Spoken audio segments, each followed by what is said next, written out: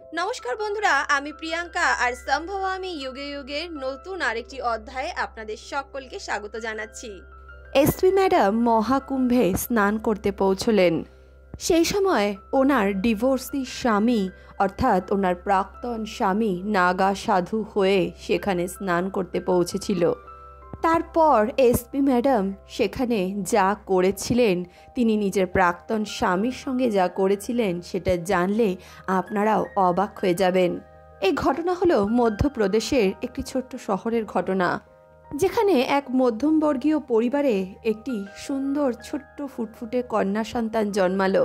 পরিবারে তার আগের থেকে আরও 2 বোন ছিল এবং এবারও যখন কন্যা সন্তান জন্মালো তখন মেয়েটির বাবা খুবই হতাশ হয়ে গেলেন।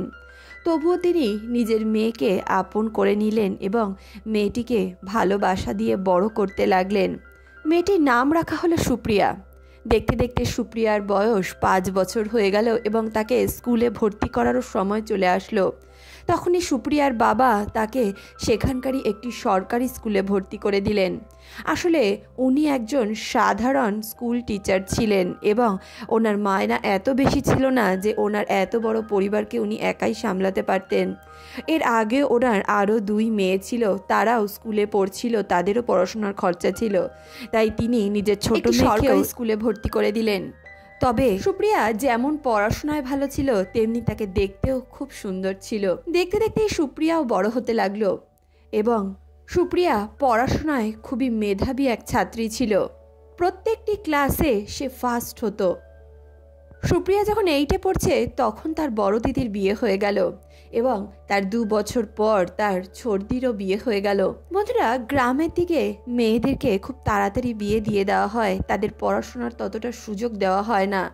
2 মেয়েকে বিয়ে দেওয়ার পর সুপ্রিয়ার বাবা মা ভাবতে লাগলো এবার সুপ্রিয়ার জন্যও তারা একটি ভালো পরিবারের ছেলে খুঁজবে, যাতে সুপ্রিয়াকেও তারা একটি ভালো পরিবারে বিয়ে দিয়ে দিতে পারে এবং নিজেদের দায়িত্ব থেকে মুক্ত হতে পারে। এমনটা ভেবে সুপ্রিয়ার বাবা সুপ্রিয়ার জন্য একটি ভালো পরিবার খুঁজতে লাগলেন এবং কিছুদিনের মধ্যেই তিনি একটি ভালো পরিবারের সন্ধানও পেলেন। সুপ্রিয়ার বাবা একটি ঘটকের মাধ্যমে এই সম্বন্ধ পেয়েছিলেন। ছেলেটির নাম ছিল প্রমোদ। প্রমোদের বয়স ছিল প্রায় 25 বছর। সেই গ্রামেই তার একটি ইলেকট্রনিকের দোকান ছিল। প্রমোদের বাড়িতে 5 জন সদস্য ছিল: প্রমোদ, তার ছোট বোন এবং তার মা বাবা আর তার ঠাকুমা। এদিকে সুপ্রিয়া যখন জানতে পারল যে তার বাবা তার বিয়ে ঠিক করেছে তখন সে অবাক হয়ে গেল, কারণ সে আরও পড়াশোনা করতে চাইছিল, জীবনে অনেক বড় হতে চাইছিল। সে চেয়েছিল পড়াশোনা শিখে সে কোনো উচ্চপদস্থ সরকারি কর্মচারী হবে, কিন্তু তার বাবা হঠাৎ করে তার বিয়ে ঠিক করে দেওয়াতে তার সমস্ত ইচ্ছে, সমস্ত আকাঙ্ক্ষা যেন এক নিমেষের মধ্যে ধূলিসাৎ হয়ে গেল। সুপ্রিয়া তার বাবাকে অনেক বোঝানোর চেষ্টা করল। সে বলতে লাগলো, বাবা, আমি সবে মাধ্যমিক দিচ্ছি, এখন আমার আরও অনেক পড়াশোনা করা বাকি আছে। আমি পড়াশোনা করে উচ্চপদস্থ সরকারি কর্মচারী হতে চাই, আমি একটা ভালো চাকরি করতে চাই, তুমি এইভাবে আমার জীবনটা নষ্ট করে দিও না। তখনই তার বাবা বলল, দেখ মা, ভালো ছেলে পেয়েছি, ভালো পরিবার পেয়েছি, তুই এখনই বিয়ে করে নে। এছাড়াও দেখ, তোর 2 দিদিরও তো কিছুদিন আগেই বিয়ে হয়ে গেছে, ওরাও তো সুখে শান্তিতে রয়েছে। দেখ, আমি তোর পরিবারের সঙ্গে কথা বলবো যাতে ওরা তোকে পড়ার সুযোগ করে দেয়। সুপ্রিয়া কোনো মতেই বিয়ে করতে রাজি হচ্ছিল না, কিন্তু তার বাবার জোড়াজুড়িতে তাকে বিয়ে করতে বাধ্য হতে হলো। কিছুদিনের মধ্যেই প্রমোদের সঙ্গে তার বিয়ে হয়ে গেল। সুপ্রিয়া যখন প্রমোদের বাড়িতে গেল তখন দেখল তার পরিবারের সঙ্গে প্রমোদের পরিবারের আকাশ পাতাল তফাৎ। প্রমোদের বাবা মা খুব সেকেলে ধরনের ছিল। তারা শুধুমাত্র নিজের বাড়ির বউকে বাড়ির কাজের লোক ছাড়া আর কিছুই মনে করতো না। সকাল থেকে রাত সুপ্রিয়াকে বাড়ির কাজ করেই কাটাতে হতো। এদিকে সুপ্রিয়ার ননদও দিন রাত সুপ্রিয়াকে উল্টোপাল্টা কথা বলতো এবং তার কাজ করাতো। সুপ্রিয়ার ননদও মাধ্যমিক পরীক্ষা দিচ্ছিল। সুপ্রিয়ার সঙ্গে তার ননদের বয়সের খুব একটা তফাৎ ছিল না, কিন্তু সুপ্রিয়া যদি পড়াশোনা করতে চাইতো তার শ্বশুর শাশুড়ি তাকে পড়াশোনা করতে দিত না। এদিকে সুপ্রিয়ার স্বামী প্রমোদ কখনোই তাকে নিজের স্ত্রী হিসেবে মেনে নেয়নি। তার স্বামী কখনোই তার সঙ্গে কোনোরূপ কোনো সম্পর্কে লিপ্ত হয়নি। আসলে প্রমোদেরও অন্য একটি মেয়ের সঙ্গে প্রেম সম্বন্ধ ছিল। মা বাবার জোরাজুরিতে প্রমোদকেও তার সঙ্গে বিয়ে করতে বাধ্য হতে হয়েছিল। তবে বিয়ে করার পরেও প্রমোদ কখনোই সুপ্রিয়াকে নিজের স্ত্রীর মর্যাদা দেয়নি। প্রমোদ সবসময় সুপ্রিয়ার উপর অত্যাচার করত, তাকে খারাপ খারাপ কথা বলতো, বাবা মার কাছে সুপ্রিয়ার সম্বন্ধে মিথ্যে অভিযোগ করত, যাতে সুপ্রিয়াকে তারা সেই বাড়ি থেকে তাড়িয়ে দেয় এবং প্রমোদের রাস্তা সরল হতে পারে। সুপ্রিয়া অনেকবার তার বাবা মাকে এই সমস্ত ঘটনা জানানোর চেষ্টা করেছিল। সে বলেছিল, দেখো আমি ওই বাড়িতে থাকতে পারছি না, ওরা আমার উপরে খুব অত্যাচার করছে, সারা দিন ওরা আমাকে খাটায়, ঠিকভাবে খেতে পর্যন্ত দেয় না, এমনকি আমার পড়াশোনা ওরা বন্ধ করে দিয়েছে, সামনেই আমার মাধ্যমিক পরীক্ষা, আমি যদি পড়াশোনা না করতে পারি তাহলে আমার বছরটা যে নষ্ট হয়ে যাবে। সুপ্রিয়ার বাবা নিজেও একজন স্কুল শিক্ষক ছিলেন। তিনি সুপ্রিয়ার শ্বশুরবাড়িতে এই বিষয় নিয়ে কথা বললেন। তিনি বললেন যে মেয়েটাকে মাধ্যমিক পরীক্ষা দিতে দিন, তারপরে না হয় ও আপনাদের কথা মতো চলবে। সুপ্রিয়ার বাবার কথা শুনে তার শ্বশুর শাশুড়ি জানিয়ে দিল তারা নিজেদের বউকে আর বেশি পড়াশোনা করতে দিতে চান না। তারা জানিয়ে দিলেন, এমনিতেই আপনার মেয়ে সারা দিন ঘুমিয়ে ঘুমিয়ে কাটায়, একেবারে বাড়ির কোনো কাজবাজ করে না, তার উপর যদি এখন আবার পড়াশোনা করতে ব্যস্ত হয়ে যায় তাহলে আমাদের সংসার চলল বই কি। আপনার যদি নিজের মেয়েকে অতই শিক্ষিত করতে হয় তাহলে নিজের বাড়িতে নিয়ে গিয়ে মেয়েকে শিক্ষিত করুন। এতই যদি মেয়েকে পড়াশোনা শিখিয়ে ব্যারিস্টার বানানোর ইচ্ছা হয় তাহলে বিয়ে কেন দিয়েছেন? এই সমস্ত কথা শোনার পর সুপ্রিয়ার বাবা সুপ্রিয়াকে বোঝানোর চেষ্টা করলেন যে দেখ মা, দেখ এখন তোর বিয়ে হয়ে গেছে, এখন ওরা যেমন বলে তেমনভাবেই চল। কিন্তু সুপ্রিয়া নিজের বছরটা নষ্ট হতে দিতে চাইছিল না। বাধ্য হয়ে সে নিজের স্বামীকেও এই বিষয় সম্বন্ধে জানালো। কিন্তু সুবোধ তো কোনোভাবেই তার স্ত্রীর কোনো কথাই শুনতে রাজি ছিল না। সে তো চাইছিল তার স্ত্রী যেন অত্যাচার সহ্য করতে না পেরে ওই বাড়ি থেকে চলে যাক। এদিকে সুপ্রিয়া যখন দেখলো কেউই তার কোনো কথাই শুনছে না, তখন সুপ্রিয়ার সিদ্ধান্ত নিল যে সে এখন আর ওই বাড়িতে থাকবে না। এমনিতেও তাকে অনেক অত্যাচার সহ্য করতে হয়, না তো সে নিজের স্বামীর ভালোবাসা পায় আর না তো সে শ্বশুরবাড়ির কারোর ভালোবাসা পায়, শুধু শুধু সে ওই বাড়িতে একটা কাজের লোক হয়ে রয়েছে। এতদিনের মধ্যে সুপ্রিয়া এটা ভালোভাবেই জানতে পেরেছিল যে তার স্বামী অন্য একটি মহিলার সঙ্গে সম্পর্কে লিপ্ত হয়ে রয়েছে এবং সে কোনোদিনই সুপ্রিয়াকে নিজের করে নেবে না, তাকে নিজের স্ত্রীর মর্যাদা দেবে না। তাই সুপ্রিয়া একদিন রাত্রেবেলা নিজের সমস্ত জামা কাপড় গুছিয়ে ঘর থেকে বেরিয়ে গেল এবং নিজের বড়দির কাছে কলকাতায় চলে আসলো। কলকাতায় পৌঁছে সে নিজের দিদি জামাইবাবুকে নিজের সমস্ত ঘটনা বলল। সুপ্রিয়ার বড়দি সুপ্রিয়াকে খুব সাপোর্ট করত। তার বড়দি তার বাবা মাকে এই বিষয় নিয়ে সমস্ত কিছু জানালো এবং বড়দির কথা শোনার পর সুপ্রিয়ার বাবাও এটা বুঝতে পারলেন যে সেখানে সুপ্রিয়াকে কেউ ভালোবাসে না এবং কখনোই সুবোধ আর সুপ্রিয়া একে অপরকে আপন করে মেনে নেবে না। সুবোধের অন্য একটি মেয়ের সঙ্গে অবৈধ সম্পর্ক রয়েছে জানার পর সুপ্রিয়ার বাবা নিজের ভুল বুঝতে পারলেন। তিনি বুঝতে পারলেন যে শুধুমাত্র ঘটকের কথা শুনে কোনোরূপ কোনো খোঁজ না চালিয়েই তিনি সুবোধের সঙ্গে সুপ্রিয়ার বিয়ে দিয়েছিলেন। এটা যে কত বড় ক্ষতিকারক সেটা সুপ্রিয়ার বাবা এখন উপলব্ধি করতে পারছিলেন। তার বাবা সুপ্রিয়াকে বাড়িতে চলে আসতে বললেন। কিছুদিনের মধ্যেই সুপ্রিয়ার বড়দি এবং তার জামাইবাবু সুপ্রিয়াকে নিয়ে আবারও তাদের বাড়িতে ফিরল। সুপ্রিয়ার বাবা তাকে পড়াশোনা শেখার অনুমতি দিলেন এবং নির্দিষ্ট দিনে সুপ্রিয়া নিজের মাধ্যমিক পরীক্ষা দিল। মাধ্যমিক পরীক্ষা শেষ করার পর হঠাৎ করেই একদিন সুপ্রিয়ার শ্বশুরবাড়ির থেকে সুপ্রিয়ার আর সুবোধের এই বিয়েটা পাকাপাকিভাবে ভেঙে দেওয়ার ব্যবস্থা করার কথা বলা হলো। তখনই সুপ্রিয়ার বাবা তার পরিবারকে এই সমস্ত বিষয় নিয়ে অনেক বোঝানোর চেষ্টা করলেন। তিনি সুবোধকেও অনেক বোঝানোর চেষ্টা করেছিলেন, কিন্তু সুবোধ কোনো মতেই সুপ্রিয়ার সঙ্গে থাকতে রাজি হচ্ছিল না। সুপ্রিয়ার তখনও 18 বছর হয়নি আর 18 বছরের আগেই সুপ্রিয়ার বিয়ে দিয়ে দেওয়া হয়েছিল। এই বিষয়টা আইনত অপরাধ। এটা জানার পরেও যেহেতু গ্রামের মানুষজন 14 বছর হলেই মেয়ের বিয়ের জন্য এদিক ওদিক খোঁজ লাগাতে থাকে, মেয়ের বিয়ে দেওয়ার চিন্তা করতে থাকে, তাই সুপ্রিয়ার বাবাও ঠিক একই কাজ করেছিলেন। তাই আইনত তাদের ডিভোর্সের কোনো ব্যাপার ছিল না, কারণ এই বিয়েটাই তো আইনসঙ্গত ছিল না। কিছুদিনের মধ্যেই পঞ্চায়েতের কয়েকজন লোক একত্রিত হলেন এবং পঞ্চায়েতেই তাদের কিছু লেখালেখি করার মাধ্যমে বিয়েটাকে পুরোপুরি সমাপ্ত করে দেওয়া হলো। পরবর্তীকালে সুপ্রিয়া আবারও স্কুলে ভর্তি হলো এবং সে নিজের উচ্চ মাধ্যমিক পরীক্ষা দিল। উচ্চ মাধ্যমিক পরীক্ষা দেওয়ার পর সুপ্রিয়া তার বাবাকে জানালো যে সে কলেজ পড়তে চায় এবং সে আরও অনেক পড়াশোনা করতে চায়। সুপ্রিয়ার বাবা এখন জানতেন যে পড়াশোনার মূল্য কী। তিনি জানতেন মেয়েকে প্রথমবার তিনি এইভাবে বিয়ে দিয়ে কত বড় ক্ষতি করে দিয়েছেন মেয়ের। তাই তিনি নিজের মেয়ের কথা শুনলেন এবং তাকে উচ্চশিক্ষার জন্য শহরে পাঠালেন। সুপ্রিয়া শহরেরই একটি কলেজে ভর্তি হলো এবং সেখানে থেকে সে তার গ্র্যাজুয়েশন কমপ্লিট করলো। গ্র্যাজুয়েশন কমপ্লিট করার পর সুপ্রিয়া নিজের বাবাকে জানালো যে সে এখন ইউপিএসসির জন্য পড়াশোনা করতে চায়। সে একজন উচ্চপদস্থ সরকারি কর্মচারী হতে চায়। সুপ্রিয়ার বাবা এবং তার বড়দি তাকে এই কাজে অনেক সহায়তা করেছিল। সুপ্রিয়া নিজের বড়দির কাছে থেকেই এই পড়াশোনা করেছিল। একটি ভালো কোচিংয়ে থেকে সে ইউপিএসসির জন্য প্রস্তুতি নিচ্ছিল। অপরদিকে সুবোধ তার পছন্দ করা মেয়েটির সঙ্গে বিয়ে করেছিল এবং বিয়ে করার পর সে মেয়েটির সঙ্গে সংসার করছিল। তবে এইভাবেই কয়েক বছর সংসার করার পর সুবোধ এটা জানতে পারল যে মেয়েটির আরও অনেক পুরুষের সঙ্গে অবৈধ সম্পর্ক রয়েছে এবং মেয়েটি শুধুমাত্র সুবোধের সম্পত্তি দেখে, তার বাড়ি ঘর দেখেই তাকে বিয়ে করেছিল। সুবোধের বাবা মা সেই মেয়েটির উপরও একই রকমভাবে অত্যাচার চালানোর চেষ্টা করেছিল, কিন্তু সেই মেয়েটি সুবোধের বাবা মার বিরুদ্ধে কোর্টে কেস ফাইল করে দেয়। এদিকে সুপ্রিয়া যখন ইউপিএসসি এক্সাম দিচ্ছিল তখন তারই সঙ্গে প্রীতম নামের আরও একটি ছেলে পড়তো। তারা দুজনে একই কোচিংয়ে পড়তো এবং একই সঙ্গে যাতায়াত করত। প্রীতম সুপ্রিয়াকে মনে মনে খুব ভালোবাসতো এবং সে সুপ্রিয়াকে বিয়ে করার প্রস্তাবও দিয়েছিল। সুপ্রিয়া তখন প্রীতমকে জানায় যে তার আগেও একবার বিয়ে হয়েছিল এবং তার সঙ্গে এই ঘটনা ঘটেছিল।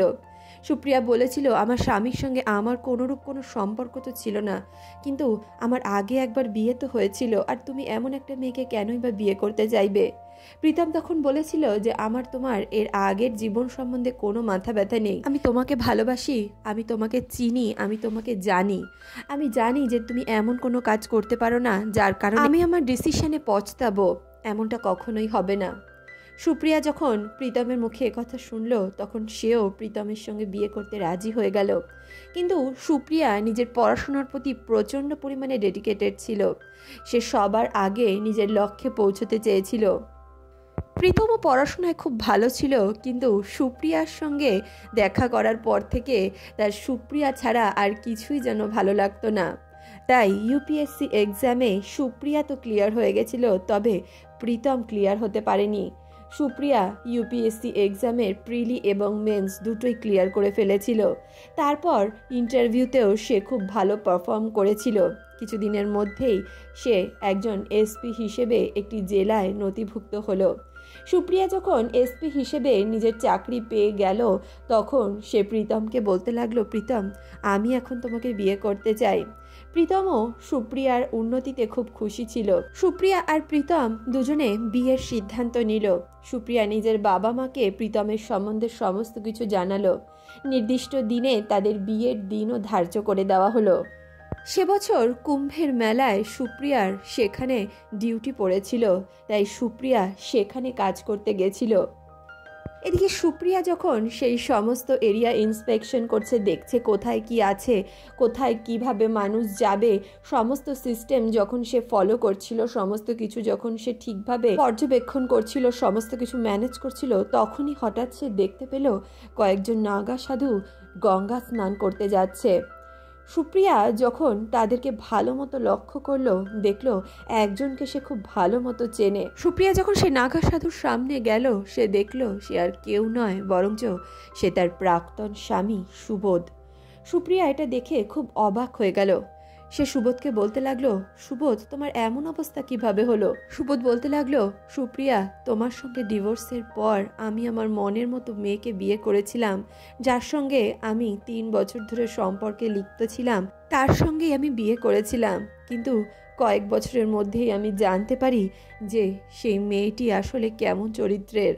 তার অন্যান্য পুরুষদের সঙ্গেও অবৈধ সম্পর্ক ছিল। এছাড়াও আমার বাবা মা যখন তোমারই মতো তার সঙ্গেও আচরণ করার চেষ্টা করলো, তখন সে আমার বাবা মার বিরুদ্ধে কোর্টে কেস ফাইল করে দিল, আর এখন আমার বাবা মা জেলে বন্দী অবস্থায় রয়েছেন। সুপ্রিয়া তখন সুবোধকে জিজ্ঞেস করলো, তোমার বোন কোথায়, তোমার বোন কি করছে? তখনই সুবোধ বলল, আমার বাবা মা তো ওকে অনেক আগেই বিয়ে দিয়ে দিয়েছিল।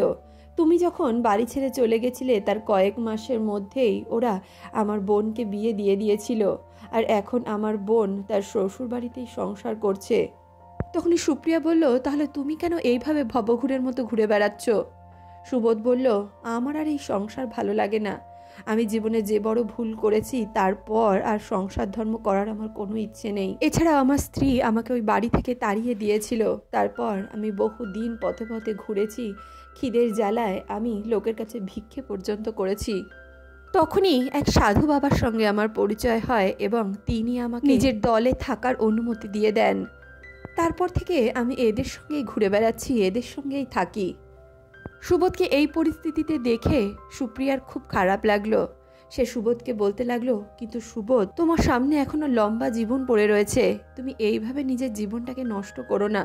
তুমি জীবনে কিছু করো, কাজবাজ করো, নিজের পায়ে নিজে দাঁড়াও, দেখবে সব ঠিক হয়ে যাবে, আবার সব আগের মতো হয়ে যাবে।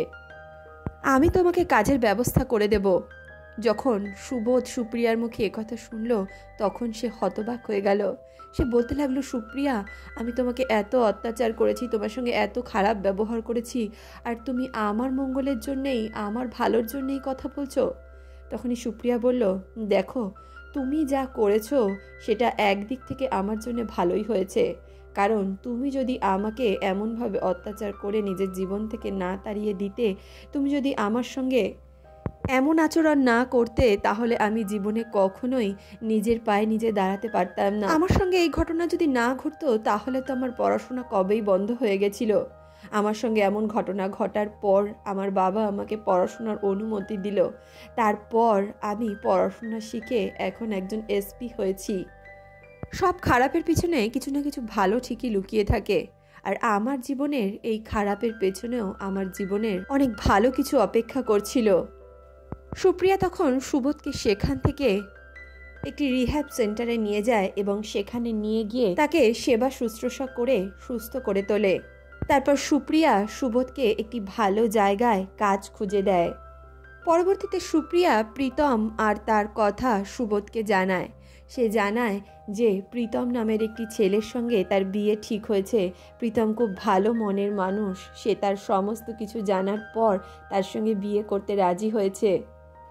সুবোধ তো চাইছিল যে সুপ্রিয়া যেন তার সঙ্গে সংসার করুক, তার সঙ্গে সুখে শান্তিতে জীবন কাটাক, কিন্তু সুপ্রিয়া কখনোই সুবোধের সঙ্গে সংসার করতে পারবে না, কারণ সে প্রথম থেকেই সুবোধের যে রূপ দেখেছে এবং সুবোধের কাছ থেকে সে যে ব্যবহার পেয়েছে, তারপর সুবোধকে নিজের জীবনে মেনে নেওয়া তার পক্ষে কখনোই সম্ভব ছিল না। সুপ্রিয়া সুবোধকে একজন ভালো বন্ধু হিসেবে নিজের জীবনে স্থান দিয়েছিল। পরবর্তীতে সুপ্রিয়া আর প্রীতমের খুব আড়ম্বরতাপূর্ণভাবে বিবাহ সম্পন্ন হয় এবং সুপ্রিয়ার বিয়েতে সুবোধও অ্যাটেন্ড করেছিল। পরবর্তীতে সুবোধ আর প্রীতমের মধ্যে ভালো বন্ধুত্ব হয়েছিল। তারা তিনজনে সারা জীবন খুব ভালো বন্ধু হিসেবে নিজেদের জীবন কাটিয়েছিল। তাহলে বন্ধুরা, আজকের এই কাহিনী সম্বন্ধে আপনাদের কি ধারণা? সুপ্রিয়ার কি সুবোধকে আবারও একজন বন্ধু হিসেবে নিজের জীবনে মেনে নেওয়া উচিত হয়েছিল? সুপ্রিয়া যা করেছিল সেটা কি আপনারা ঠিক বলে মনে করেন? বন্ধুরা, এখনও গ্রামে গঞ্জে মেয়েদের 14-15 বছর হতে না হতেই বিয়ের জন্য সম্বন্ধ দেখা হয়, তাদেরকে বিয়ে দিয়ে দেওয়া হয়। তাদের উজ্জ্বল ভবিষ্যৎ নিজের হাতে নষ্ট করে দেয় বাবা মারা। এই বিষয় নিয়ে আপনাদের কি মতামত? আপনারা কি বলতে চান? নিজেদের মূল্যবান মন্তব্য কমেন্ট বক্সে লিখে জানাতে ভুলবেন না। এছাড়াও আপনারাও যদি এমন কোনো ঘটনার সাক্ষী হয়ে থাকেন তাহলে আমাদেরকে কমেন্ট বক্সে লিখে জানাতে পারেন। আমরা এই বিষয় নিয়ে বিস্তারিত আলোচনা করতে পারি। তাহলে বন্ধুরা, আজকের এই কাহিনী, আজকের এই প্রসঙ্গ আপনাদের কেমন লাগলো কমেন্ট বক্সে অবশ্যই লিখে জানাবেন। ভিডিওটি ভালো লাগলে অবশ্যই ভিডিওটিতে একটি লাইক করবেন, বন্ধু বান্ধব আত্মীয় পরিজনের সঙ্গে ভিডিওটি শেয়ার করবেন। এছাড়াও আপনারা যদি আমার চ্যানেলের নতুন দর্শক হয়ে থাকেন তাহলে অবশ্যই আমার চ্যানেলটিকে সাবস্ক্রাইব করে আমার মনোবলের বৃদ্ধি করুন। আপনারা যদি আমাকে ফেসবুকে ফলো করতে চান তাহলে আমি আমার ফেসবুক পেজের লিংক ডেসক্রিপশন বক্সে দিয়ে রেখেছি, আপনারা সেখান থেকে আমাকে ফলো করতে পারেন। বন্ধুরা, আরও একটা কথা আপনাদেরকে বলতে চাই, তা হলো এই যে কাহিনীগুলো, এই কাহিনীগুলো কিন্তু আপনাদের মনে কষ্ট দেওয়ার জন্য অথবা আপনাদেরকে কোনোভাবে ব্যথিত করার জন্য তৈরি করা হয় না। এই কাহিনীগুলি তৈরি করা হয় যাতে আপনারা একটি সঠিক শিক্ষা পেতে পারেন এবং ভবিষ্যতে আপনারা বিভিন্ন বিষয়ে সতর্ক থাকতে পারেন। দেখা হচ্ছে নেক্সট ভিডিওতে, ততক্ষণের জন্য সুস্থ থাকুন, ভালো থাকুন।